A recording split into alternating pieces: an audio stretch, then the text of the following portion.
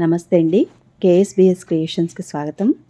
ఈరోజు నేను చూపించబోయే రెసిపీ వచ్చేసి ఈవినింగ్ టైంలో పిల్లలకి వెజిటేబుల్తో మంచి స్నాక్ ఐటమ్ అండి. దీనికోసం ఒక మిక్సింగ్ బౌల్ తీసుకొని దాంట్లోకి 1 కప్పు వరకు మైదా పిండి తీసుకోవాలి. ఈ మైదా పిండి ప్లేస్లో గోధుమ పిండి అయినా తీసుకోవచ్చు. దీంట్లోకి రుచికి తగినంతగా ఉప్పు వేసుకోవాలి.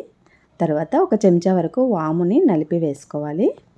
ఇప్పుడు 2 చెంచాల వరకు ఆయిల్ వేసుకొని ఈ ఆయిల్ అంతా కూడా పిండిలో బాగా కలిసేలాగా కలుపుకోవాలి. ముద్ద చేస్తే ఇలా ముద్ద అవ్వాలి. ఇప్పుడు కొద్దిగా నీళ్ళు పోసుకుంటూ సాఫ్ట్ ముద్దలాగా కలుపుకొని మూత పెట్టి ఒక 10 నిమిషాలు పక్కన పెట్టుకుందాము. ఇప్పుడు మిక్సీ జార్లోకి క్యాబేజీ, క్యారెట్, ఒక 2 పచ్చిమిరపకాయలు వేసి ఇలా కోర్సుగా గ్రైండ్ చేసుకోవాలి. మరీ మెత్తగా చేసుకోవద్దండి. దీంట్లోకి ఉప్పు వేసుకోవాలి.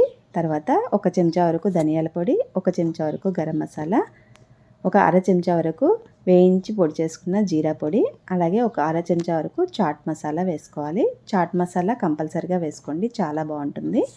సన్నగా తరిగిన ఉల్లిపాయలు, కొత్తిమీరను కూడా వేసుకోవాలి. ఇప్పుడు ఒక చిన్న ముక్క పన్నీర్ని తీసుకొని అది తురిమి వేసుకోవాలి. ఈ పన్నీర్ వేసుకున్నాక ఒకసారి మొత్తం అన్నీ కలిసేలాగా ఒకసారి బాగా కలుపుకోవాలి. ఇప్పుడు దీన్ని పక్కన పెట్టేసుకుందాము. పిండి చూద్దామండి. పిండి కొంచెం నానింది కదా, ఒకసారి మళ్ళీ బాగా కలుపుకోవాలి. ఇప్పుడు కొద్దిగా పిండిని తీసుకొని చిన్న చిన్న ముద్దలుగా చేసుకోవాలి. ఇప్పుడు ఒక్కొక్క ఉండని తీసుకొని పొడిపిండి చల్లుకుంటూ చపాతీలాగా ఒత్తుకోవాలి. మరీ పలుచగా కాదు, మరీ మందంగా కాదు, మధ్యస్థంగా చేసుకుంటే సరిపోతుంది.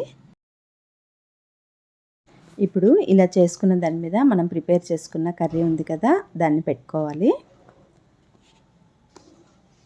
ఇలా కొంచెం ఒక సైడ్కి పెట్టుకొని ఇలా దగ్గరికి అడ్జస్ట్ చేసుకున్న తర్వాత కొద్దిగా వాటర్ని తీసుకొని చుట్టూ అప్లై చేసుకోవాలి.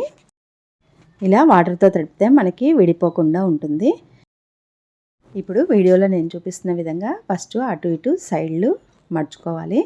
తర్వాత కింద నుంచి ఈ విధంగా హోల్డ్ చేసుకుంటూ రావాలి. వాటర్తో తడిపాం కాబట్టి మనకి ఏదేమీ విడిపోదండి. అన్నీ ఇలాగే చేసి పెట్టుకొని కళాయిలో ఆయిల్ వేడి చేసుకొని ఒక్కొక్కటిగా వేసుకోవాలి. కళాయికి ఎన్ని పడితే అన్ని వేసుకొని కొద్దిసేపటి తర్వాత అటు ఇటు తిప్పుకుంటూ మంచి కలర్ వచ్చే వరకు వేయించుకోవాలి. ఈ కలర్ వస్తే సరిపోతుంది, మంచిగా వేగినట్టే అండి. ఇప్పుడు తీసేసుకోవడమే.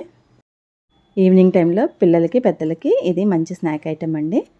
ఒకసారి మీరు కూడా ఇలా ట్రై చేయండి. నచ్చితే మాత్రం లైక్ చేయండి, షేర్ చేయండి, సబ్స్క్రైబ్ చేయండి, నా ఛానల్ సపోర్ట్ చేయండి. Thank you.